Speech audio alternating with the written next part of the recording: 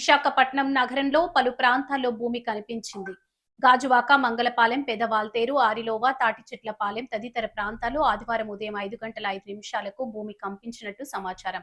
దీని తీవ్రత రిక్టర్ స్కేల్పై 4.5గా నమోదైంది. కాకినాడకు 227 కిలోమీటర్ల దూరంలో, బంగాళాఖాతంలో 70 కిలోమీటర్ల దూరంలో భూకంప కేంద్రం ఉన్నట్లు అధికారులు గుర్తించారు.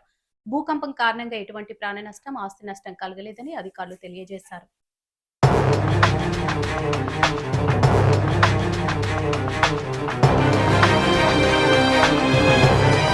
విశాఖపట్నం నగరంలో పలు ప్రాంతాల్లో భూమి కనిపించింది.